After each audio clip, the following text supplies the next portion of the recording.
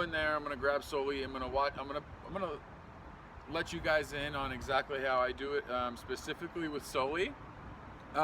Sometimes I switch it up. Sometimes I'll make a dog wait at the thing and then grant him permission to come through the gate, whatever, yada, yada, yada.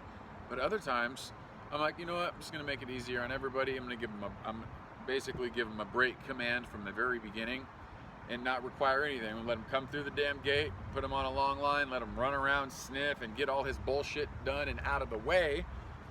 And then perhaps we can enter a nice structured walk, or at least an attempt to do it. Now he's gonna give me a hard time because he's gonna wanna continue to smell and do what he wants. But one of the things I'll do to get a dog into a little bit more of a follower state of mind in terms of the walk is I'll go out into the street, do some directional changes, some 90-degree turns, consistently up until the point to where the dog just starts to pick up on the patterns. And then next thing you know, they're just following you on their own without any corrections. But if you have to, we can always resort to a leash correction with the prong collar. I'll have a prong collar on him, and I don't know. Typically I could get a dog to walk like a lady or a gentleman relatively fast, but this video is getting too long. Let's go ahead and see how long it takes me to get Sully locked and loaded. All right, Captain Chad Gabbs, thank you for checking in. If this is your first time here, thanks for being here. This is dog training stuff. This is dog stuff, period. I've been in the game for 5 years. I love this. I love the opportunity. I love teaching. I truly hope that this helps somebody. Don't forget to subscribe to the channel, TFE TV, somewhere down here. All right, let's go. Let's see what happens.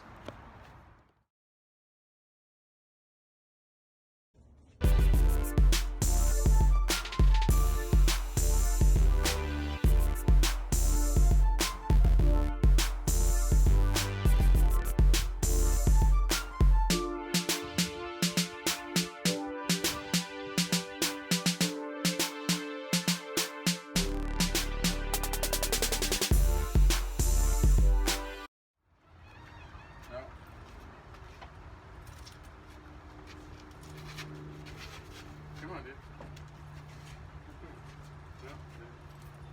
Okay. Not going too far. Psycho.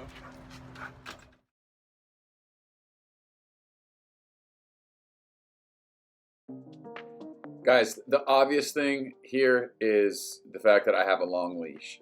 It's such a game changer. The long leash for me gives us more opportunity to help ourselves out, to help the dog out, to help us out. We could work on other things.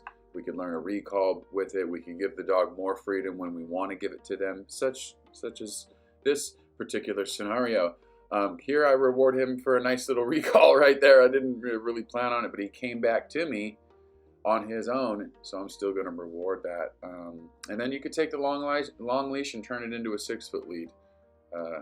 You could gauge it however you want it. So that's why I really love these leashes. Again, depending on the situation, I could control the game through the gate, all the way through, and then even after. Boy! But depending on the scenario, sometimes I'll just let the dog come right through just like that. Let him do his thing, get his bullshit out of the way. And I think sometimes it just really makes it easier for both of us going into the structured side of things. It's just my personal preference on way to do it sometimes with specific dogs. I don't do it this way with all dogs, but in any case, with the dog like Mr. Sully here, I've just chosen to do it that way with him. Without further ado, we're going to get into the structured walk and show you a little bit of what that should be.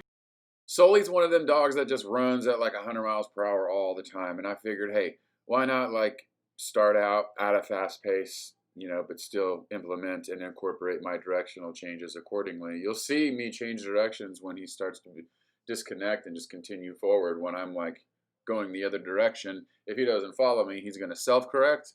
And the idea is to get him to start following us on his own and just getting used to this pattern. Every time I change directions, you should be following me and not going where you want to go. It's such a underrated method, and I don't think enough people are implementing this. But you'll see. This goes on for another maybe minute, and then you'll see that we've got them all dialed in. It does not take long at all.